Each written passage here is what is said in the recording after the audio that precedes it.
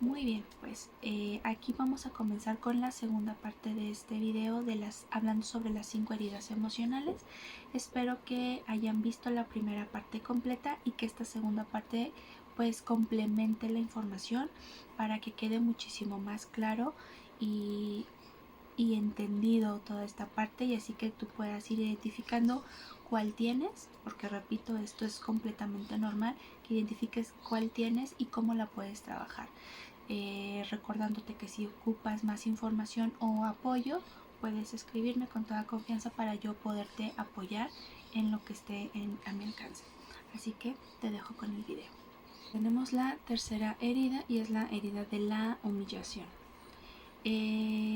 Esta se conecta bastante con la herida anterior de la que hablábamos, y la herida de la humillación surge cuando los padres o cuidadores desaprueban, critican o ridiculizan a los niños, ¿no? Es bastante complicado esto porque suenan palabras bastante fuertes, pero son más comunes de lo que pensamos, ¿no? Tienden a ser, por ejemplo, actitudes tipo de ay, es que qué ridículo se ve, o ay, qué feo te quedó, o ay, qué tonto, o cuando reprenden al niño delante de personas ajenas a la familia, ¿no? Cuando a lo mejor regañan al niño en público, cuando le gritan o inclusive le dan nalgadas o le pegan en público, estos tienden a ser percibidas como el menor como una humillación y suelen desembocar personalidades bastante dependientes, ¿sí?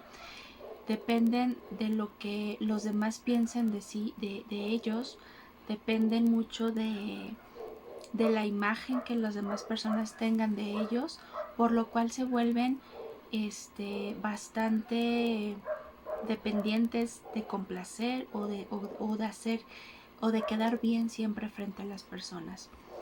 Y esto es también bastante común, ¿no?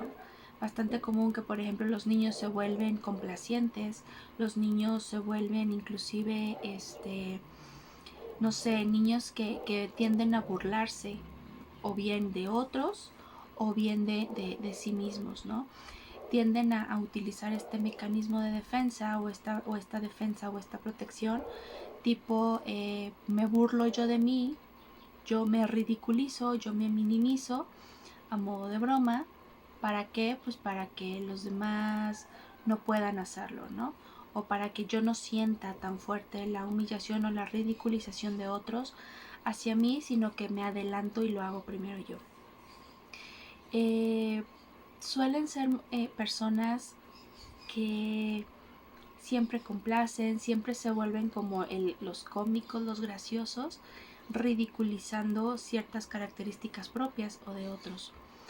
Y es un mecanismo de defensa que es válido, pero a final de cuentas no es una forma de trabajar para sanar esta herida, ¿no?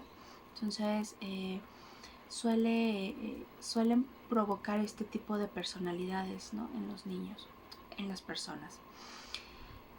Es bastante complicado porque al momento de querer complacer constantemente a otros, se va perdiendo su propia esencia. Van perdiéndose o van desconectándose de sí mismos y dejan de saber en algún punto quiénes son o para qué son, ¿no? Y se enfocan únicamente en dar, complacer, ayudar, apoyar, pero se olvidan de sí mismos, ¿no? Suelen ser esas personas que normalmente describimos como muy desprendidas, personas muy dadivosas, personas muy compasivas, ¿no? Porque siempre hacen algo por los demás y complacen a los demás, ¿no? Suelen ser de esas personas que llamamos muy entregadas, ¿sí? Pero, y repito, no es porque sea algo del todo malo, sino que vuelvo al punto inicial. Si no hay un equilibrio y siempre te mantienes en un extremo o en otro, entonces ahí es en donde estamos hablando de un problema, ¿no? ¿Por qué? Porque no hay algo equilibrado. Siempre es todo para un lado, pero yo me olvido de mí. Entonces ahí es en donde ya no está pues tan padre el asunto, ¿no?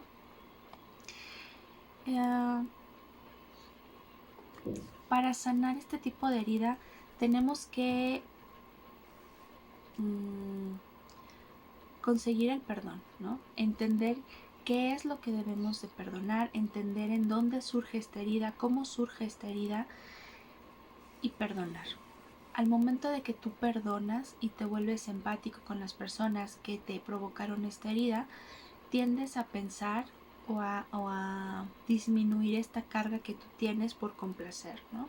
Entiendes o comprendes que las personas que te provocaron este daño no lo hicieron conscientemente y que también estaban arrastrando sus propias heridas y tratando de lidiar con sus propias heridas y que por eso te provocaron estas heridas a ti.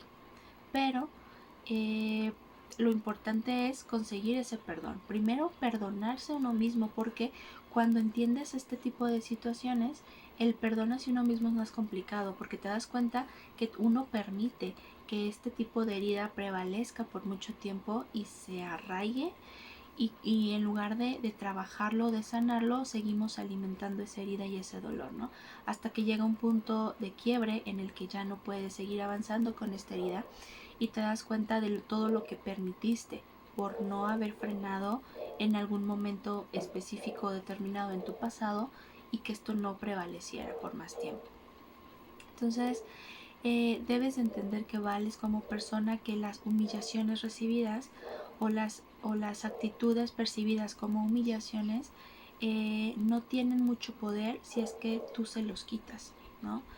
Pierden ese poder cuando tú eliminas ese poder de estas actitudes y decides tomar las riendas y responsabilizarte por lo que es tu propia vida, ¿sí?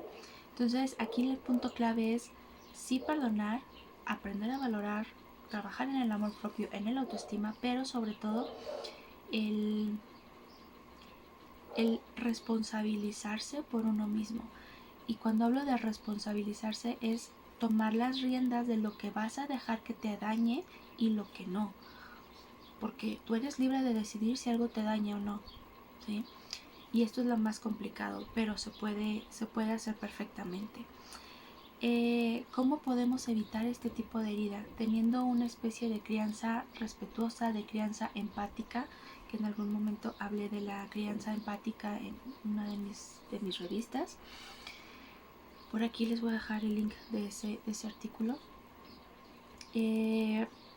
Una crianza empática, es decir, entendiendo que la otra persona, que el niño es un ser humano que está aprendiendo de mí cómo llevar una vida. Entonces, el respetarle, el hacerle valer por sí mismo, en hacerle entender que vale por simplemente ser él o ella, es sumamente importante, ¿no? Entonces, tener una crianza empática y responsable y respetuosa sobre todo es no humillar, no burlarte, no criticar por características físicas o de personalidad, ¿sí? Porque eso marca bastante. Entonces, enseñarle que si tiene algo que a él mismo no le gusta de sí mismo, entonces él tiene el poder de cambiarlo, ¿sí? Hacerle consciente de sí mismo de una forma empática y permitiéndole o enseñándole que debe de valorarse por ser él, simple y sencillamente, ¿no?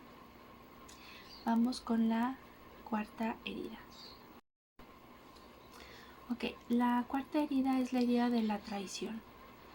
La herida de la traición va a surgir cuando el niño se va a sentir pues traicionado por alguno de los padres. ¿Por qué? Porque a lo mejor no ha cumplido una promesa, ¿no? Muchas veces para los cuidadores o los padres es muy fácil hacer promesas, ¿no? Ay, te prometo que te voy a dar esto, o vamos a hacer aquello, o vamos a ir a tal lugar. Y de repente, pues cambio de planes, no se va a hacer. Y esto cuando empieza a surgir de manera constante y que es como un patrón repetitivo durante los años de infancia del niño, empieza a generar sentimientos de desconfianza, ¿no? ya no pueden confiar porque pues obviamente pues si mi papá o mi mamá que me prometía cosas no las cumplía, entonces yo empiezo a entender o a pensar que no puedo confiar en nadie, ¿no? Y esto hablando como de aspectos bastante básicos o bastante simples, ¿no? Obviamente puede ir en escalada, ¿no? Esta herida de traición surge cuando la persona que debe de cuidarte y de quererte y de amarte, te traiciona esa confianza haciéndote un daño mayor, ¿no? Haciéndote daño mayor, hablando de abusos verbales, abusos emocionales, abusos sexuales, etcétera. Entonces, esta traición o esta herida de traición puede surgir desde lo más básico, que es no cumplir una promesa hecha y que para el niño era importante, hasta provocar un daño mayor viniendo de una persona que se supone debe de protegerte, ¿no? Este tipo de herida lo que va a provocar en la persona es que tenga sentimientos de aislamiento, no querer estar con más personas, tener desconfianza constantemente, no formar relaciones adecuadas o saludables porque siempre está desconfiando. Son personas que tienden a pensar que la lealtad,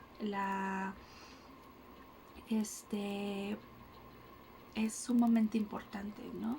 Son personas que suelen decir y tachar y satanizar ideas como de infidelidades, deslealtades, mentiras, pero lo satanizan a un grado desproporcionado, ¿sí?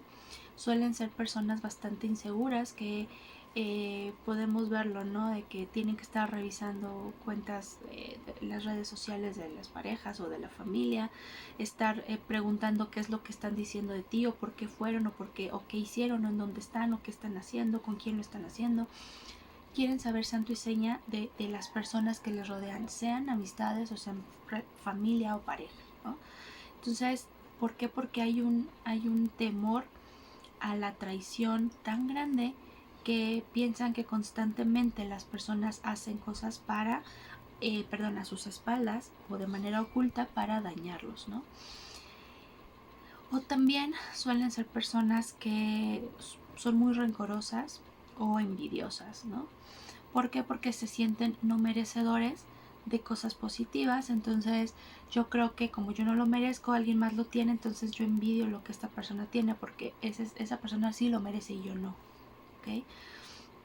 Rencorosas, cuando una persona es engañada o cuando se siente traicionada, suelen guardar ese rencor desproporcionado toda la vida, ¿no? Y suele también ser bastante común este tipo de reacciones o de actitudes por, a lo mejor hasta por situaciones bastante simples, ¿no?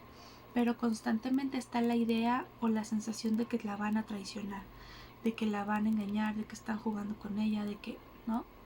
Eso es algo constante en las personas que tienen esta herida. Suelen también ser personas que quieren tener siempre el control de las situaciones. Siempre están tratando de controlar todo, de ser los más fuertes, de tener todo previamente calculado, estructurado y todo tiene que salir tal cual, ¿no? Pueden tener inclusive personalidades obsesivas compulsivas y hacer como ciertos rituales de conducta pues para salvaguardar ese control que necesitan tener. Posesivas en extremo, ¿no? O sea, esto es mío y me lo tienes que regresar y hacer, ¿no? Tal cual. No saben respetar los límites, no tienen límites, no ponen límites, no respetan la libertad ni los espacios de las otras personas. Y esto no es más que por esta necesidad de constantemente tener el control de todo. Quiero controlar mi espacio, mis emociones, tener controlado mis situaciones y a su vez tener en control todo lo que está a mi alrededor. Familia, amistades, trabajo, hobbies, entorno, parejas, etc. Todo tiene que estar en control. Si no, esto tiene consecuencias catastróficas, ¿no? En la persona. cómo podemos sanar esta herida? Trabajando la paciencia, trabajando la tolerancia, comenzar a trabajar la confianza, el poder delegar situaciones que no están tanto en tus manos y delegarlo a alguien más, que alguien más lo haga. Suena bastante fácil, pero es muy complicado trabajarlo porque tienes que confrontarte con estos miedos de soltar el control y dejar que alguien más lo tome. La paciencia, híjole, yo creo que esto es lo más complicado, ¿no? Porque muchas veces las personas que tienen esta herida suelen ser muy impacientes y hacen todo así, en caliente, ¿no? En cuanto surge la idea tienen que estarlo haciendo porque si no entonces ya se descontroló todo y no son pacientes para nada, no saben esperar, no saben ir haciendo las cosas poco a poco, sino que lo necesitan ya, aquí y ahora. Punto. No hay otra opción. Y es muy complicado, ¿no? El trabajar la confianza también porque es dejar de perseguir, dejar de buscar, dejar de indagar, dejar de presionar, dejar de preguntar, ¿no? Como el investigador del FBI, o sea, todo quiere saber por qué, cómo, cuándo, dónde, a qué horas, con quién. Y el trabajar la confianza es obligarte a dejar de hacer estas cosas, obligarte a pensar que las personas no siempre van a estar ahí para dañarte y que si en algún momento esto llega a ocurrir no va a ser tu responsabilidad y que tú debes de aprender a lidiar con estas situaciones desde una perspectiva de que no, que no ocurrió esto porque no seas merecedor de ciertas cosas, sino porque cada quien está lidiando sus propias batallas y no siempre vamos a hacer las cosas de manera correcta. Entonces, entendiendo esto, tenemos que aprender a trabajar en esa confianza y decir, ok, estoy confiando en ti, estoy confiando en lo que tú estás haciendo, así que adelante. Es tu responsabilidad saber qué haces con esa confianza. ¿La cuidas, la mantienes o la pierdes? Así sin más, ¿no? Entonces es bastante complicado, pero no es imposible tampoco, o sea, sí se puede trabajar. ¿Cómo la podemos evitar? ¿Cómo podemos evitar esta herida de la... este tipo de herida, ¿no? En los niños. Lo principal, si tú no estás seguro de poder cumplir una promesa que tú sabes que le puede hacer mucha ilusión al niño, no lo prometas. Mejor sorpréndelo haciendo algo en lugar de decir, vamos a hacer y luego, ching, me cambiaron planes, no lo vamos a hacer. Y es como de, ay, ¿por qué no? Y lastimas a los niños. Entonces, no prometas en vano, a menos que no estés súper seguro de que lo vas a cumplir. Y si no estás seguro, mejor no decimos nada, no prometemos nada y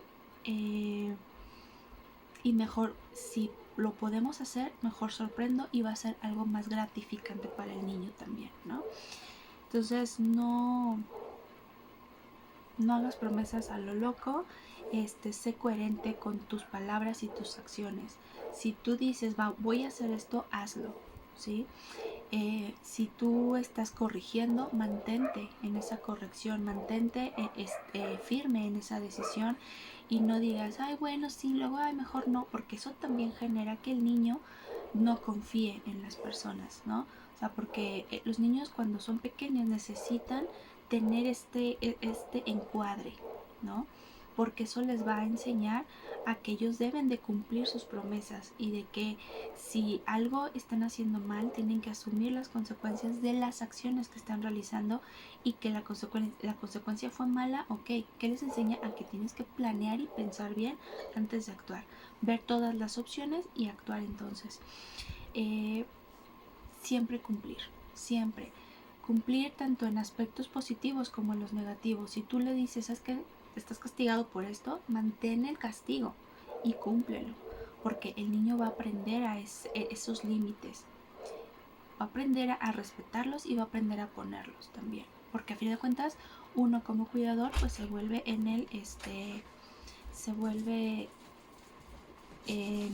el mayor ejemplo que tienen los niños, ¿no?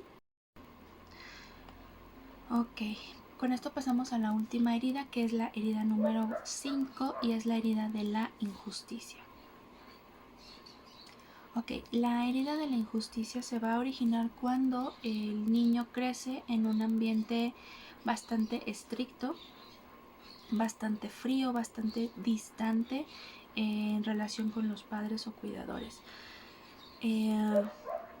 Esto lo que genera es un sentimiento de ineficacia, de inutilidad y una sensación de injusticia, ¿no? Porque a lo mejor cuando se vive en un entorno bastante rígido y ves a tus demás pares, a tus pares, es decir, a los niños de tu misma edad, que a lo mejor tienen más libertades, el niño empieza a asumir que jamás es suficiente, que es injusto que él tenga que batallar y que estar siempre al pendiente de cumplir las expectativas de los padres rígidos en comparación de sus compañeros de escuela, por ejemplo, ¿no?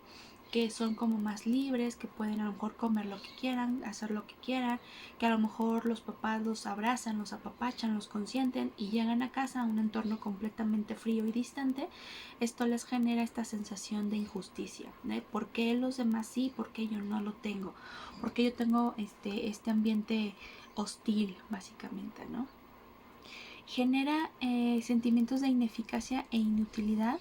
Esto es bien cierto porque suelen ser niños que están constantemente obsesionados con ser los mejores.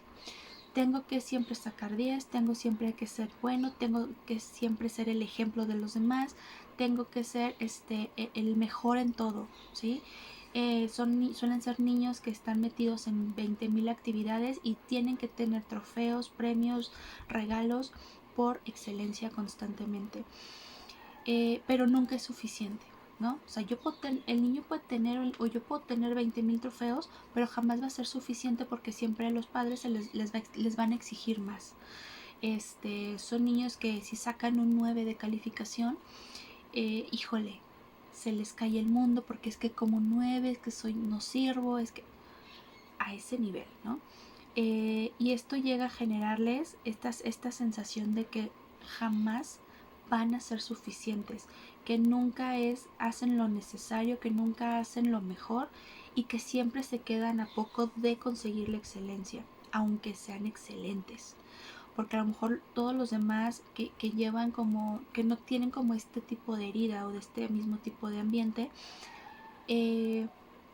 los ven y es como de, el cerebrito, el matadito, el que puro 10, el que no, excelencia y tal, pero ellos mismos se voltean a ver y dicen, no, no hago lo mejor, me falta, necesito más, no puedo, no. O sea, todo el mundo dice, ¿qué le pasa? O sea, es el de mejor calificación, el que siempre está en cuadro de honor y en algún momento saca una calificación un poquito baja y el mundo se les cae. ¿Por qué? Porque entonces alimentan esta idea de no soy suficiente, jamás puedo conseguir la excelencia que mis padres quieren de mí, ¿no? Por ejemplo, suelen ser personas bastante alejadas emocionalmente, suelen ser bastante rígidos en cuanto a sus decisiones, suelen ser bastante fríos también, es decir, no muestran, no expresan emociones, no expresan sus sentimientos. Por poner un ejemplo, suelen ser como soldaditos, ¿no?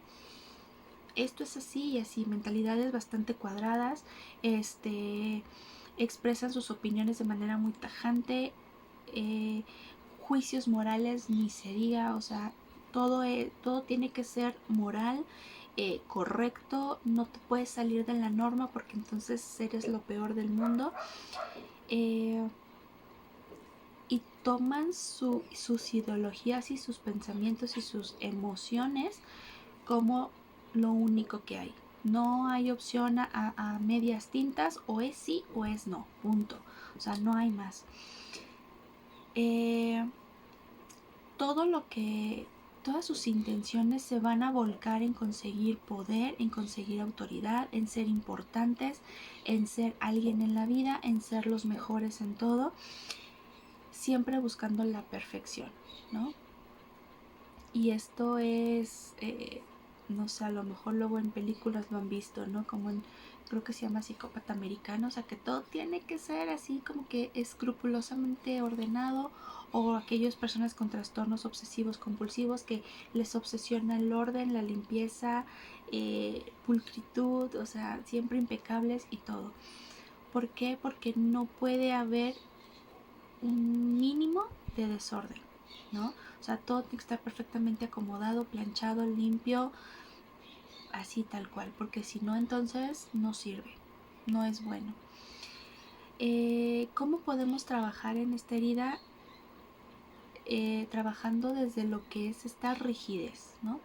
Cambiar el chip mental, cambiar las ideas, que es lo más complicado, es empezar a adoptar como nuevo estilo de vida la flexibilidad, o sea, entender que no siempre se va, no, lo que no es adecuado y no es sano siempre buscar perfección, porque esto no existe, sino que puedes tú pasearte, ¿no? Y ser flexible, entre otras cosas.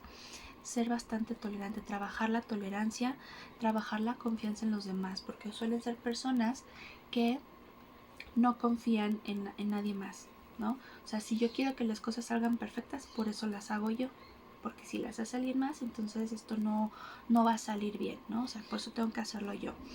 Tienen que aprender a trabajar en equipo, por ejemplo, aprender a detectar que no todos son iguales y que si tú eres un líder con estas características, debes entender que si trabajas con más personas, tienes que respetar las diferentes personalidades, formas y métodos de ser y de trabajar de los demás. ¿Cómo evitar a los niños de este tipo de herida? Enseñando el respeto, enseñando empatía, enseñando que hay diversidad de personalidades, de personas, de individuos en el mundo y que todos valen por ser individuos, simplemente. Que debemos de ser tolerantes, ¿no? Y yo a esto le pondría únicamente la empatía, ¿no? Porque yo puedo ser tolerante con muchas cosas, pero si no soy empática y yo no entiendo que a lo mejor para alguien más su ideología es lo más importante, entonces yo puedo ser empática y decir, ok, no coincido, pero si para ti es importante, está bien, ok, correcto, ¿no? Que yo creo que eso es lo que hace muchísima falta, ¿no? Ser empáticos y entender qué es la tolerancia, ¿no? Porque hoy día vemos tolerancia como algo negativo y no debería de ser así. A enseñarles o trabajar con los niños el respeto, ¿no? El respeto por sus opiniones, el respeto por sus procesos, enseñarles a expresar sus sentimientos, que puedan expresar sus ideas, sus opiniones y que esas opiniones y esas ideas van a ser respetadas, ¿no? Que no es malo hacer preguntas, que no es malo que no todo te salga bien, sino que al contrario es bueno porque de eso aprendes, ¿no? Entonces, enseñarles todo esto y manejar esta crianza, como ya habíamos mencionado, esta crianza respetuosa y esta crianza empática, podemos ayudar a que los niños no generen esta herida, ¿no? Esta herida de injusticia. Y con esto terminaríamos de explicar pues las 5 heridas emocionales con este segundo video. Espero que nada más sean 2, para que quede un poquito claro qué es cada una, cómo surge y cómo podemos trabajarlas. Así que sin más por el momento, les dejo con esta información ya completa. Espero que les sirva, que les ayude para mayores aclaraciones. Si tienen alguna duda, algún comentario, no olviden ponerlo aquí debajo, y seguirme pues en todas mis redes sociales. Gracias, les mando muchos besos, bendiciones y nos vemos la próxima. Bye.